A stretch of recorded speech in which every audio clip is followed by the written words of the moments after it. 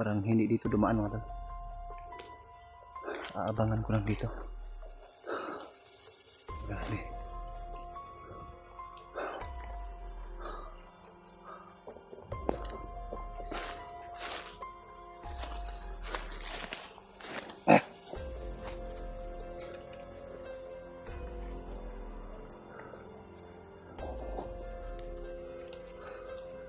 Sana mahulik mo yung bilas ko. Napakaliit pa naman ng mga anak niya mga tol. Hindi niya talaga kayang labanan yung niya, yung sarili niya. Puro galit at tapang yung nasa kanyang isipan. Kahit anong gawin kong paraan, kahit magpakakumbaba ako para sa kanya, para sumama lang siya sa akin. Ang problema ay hindi ko talaga kayang kumbinsihin. Habang ilang ulit ko nang sinusubukan na kumbinsihin siya, pero problema ay binabaril niya ako. Kung hindi ko naiwasan yung mga pagbabaril niya sa akin, sigurado tamaan siguro ako. Kaya pilit ko mang ulihin siya. Tinitira ko na lang sa niya, may hita niya, para hindi na makatakbo. Pero yun nga, parang ligaw na kambing, napakabilis tumakbo, tumalon.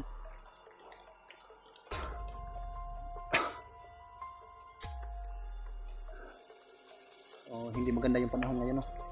Buti na lang hindi malakas yung ulan. Dalawang pirasong damit na lang yung natira ko dito. Ibasa na yung iba kong damit sa sobrang lakas ng ulan.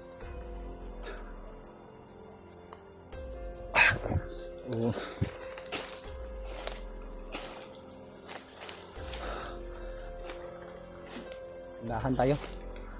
Nandito lang yun, nagtatago lang yun dito.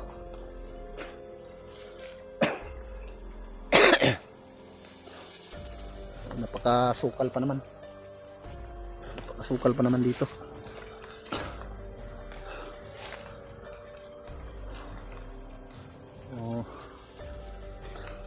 Parang ahas yun ha. Ito yung napakadelikado dito mga tol. Pag sumisid ka dito sa ilalim,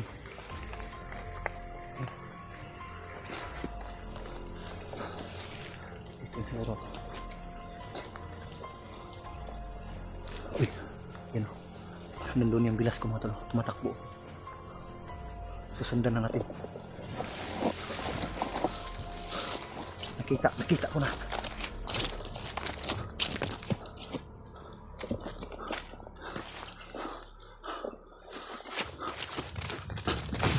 Susundan na natin mga tol.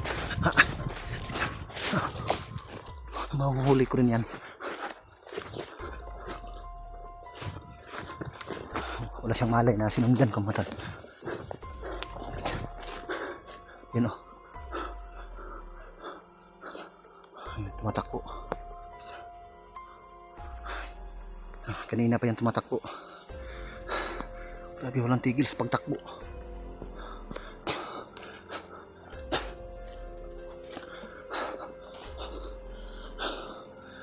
Iikutan ko sana pero medyo malalim dyan.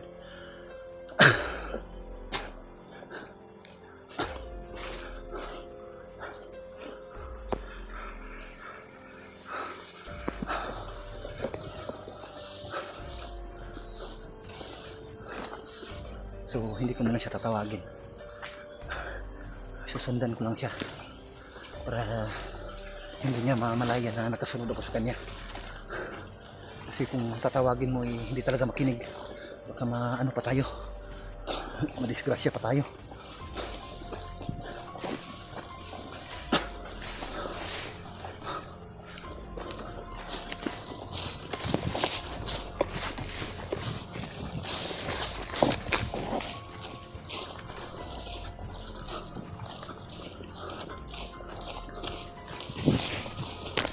Grabe, ang takas ng damo dito.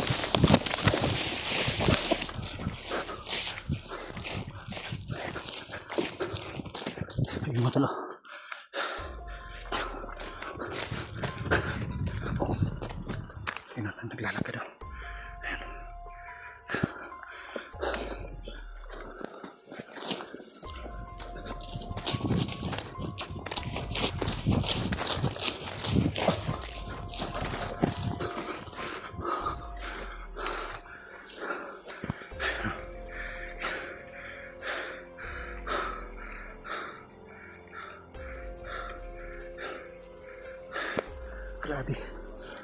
tigil talaga sa pagtakbo.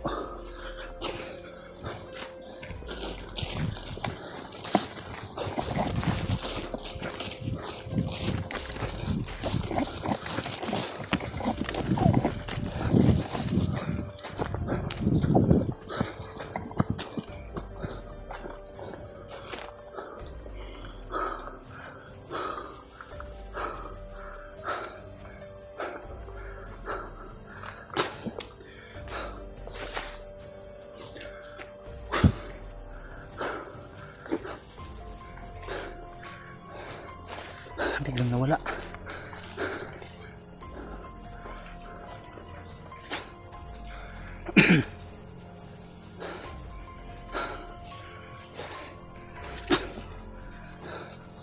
Masyado na akong pinapahirapan itong bilas ko.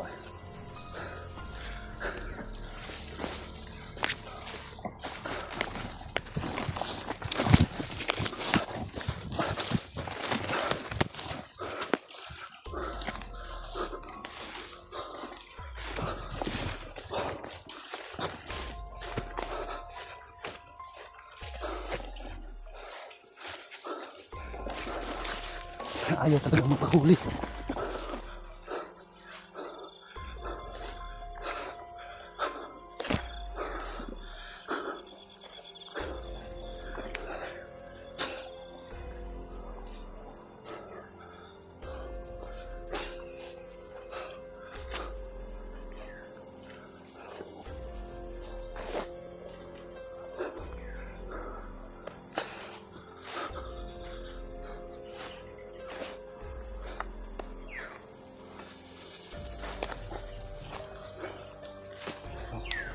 Iikutan lang natin.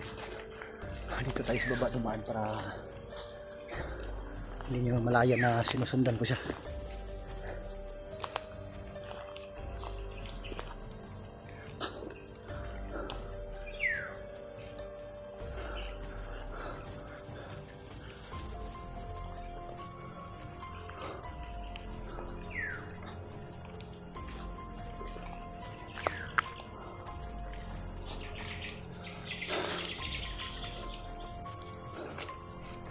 Ayan siya mga talo. Ayan o. Tumadaan. Isusundan pa rin natin. Malapit ko lang abutan.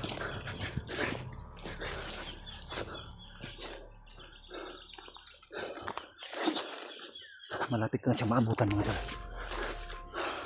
Ayan o. Naglalakad o.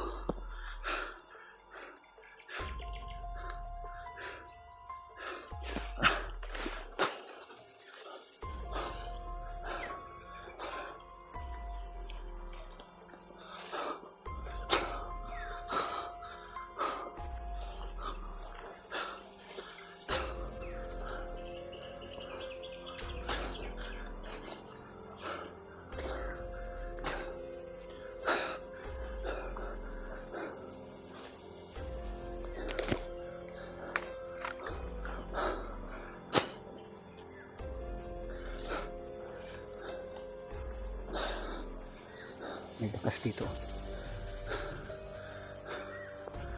Doon siya. Dito siya galing mga tol. Diyan siya dumaan. Iikutan natin doon banda. Hindi lang ako nagpapahalata na nasundan ko siya.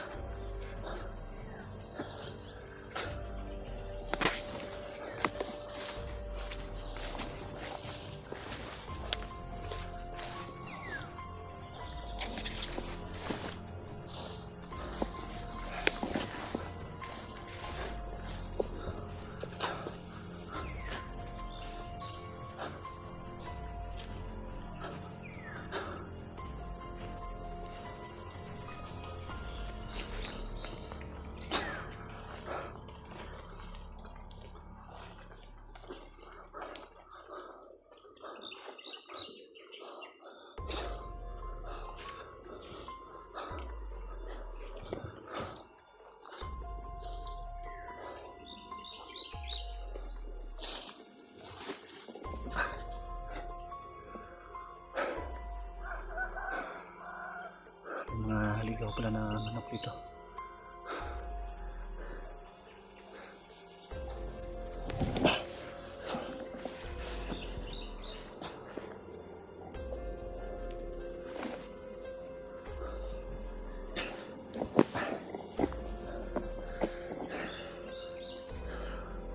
naabutan ko na sana, pero biglang nawala.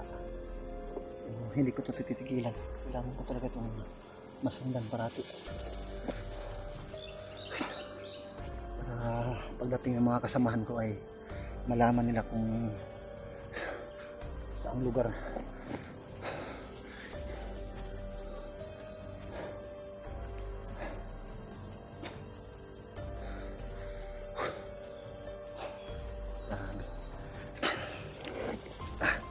Ilang araw na rin akong nakipagbakbakan dito. So sana ay wala ng mga tauhan yan, dahil yung mga kasama niya, mga tauhan niya ay naubos ko na.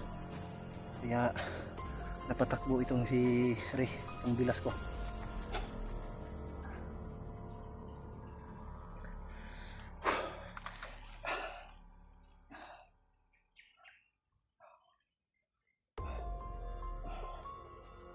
Grabe, sumasakit na yung ulo ko. Sana makahanap ako ng ano dito, bunga ng saging o kaya bungang kahoy. Mas masakit na yung ulo ko sa gutom.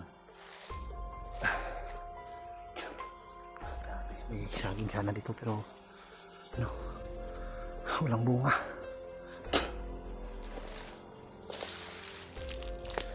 Grabe yung haba dito ng ano mga damo pa sa akin.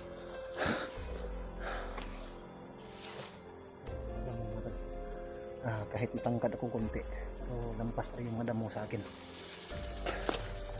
Patuloy ko pa rin sinusubaybayan at sinusundan yung bilas ko mga.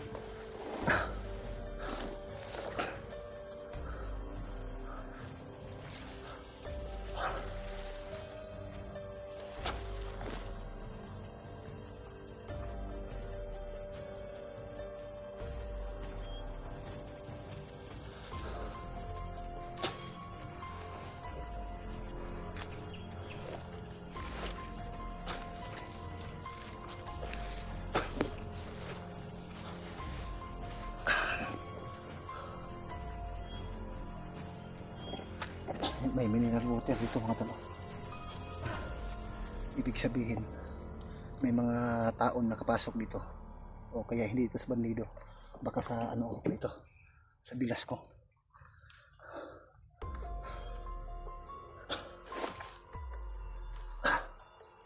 Mga talo, nakita ko na yung bilas ko mga talo. Ayan o.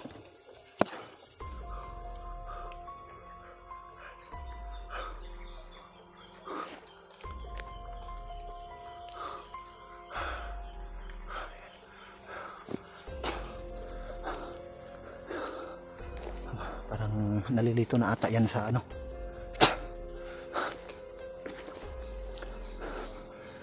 Kung saan siya papunta. Baka naghahanap yan ng mga tauhan niya. So panibagong area na naman mga tol. Ito napasok ko.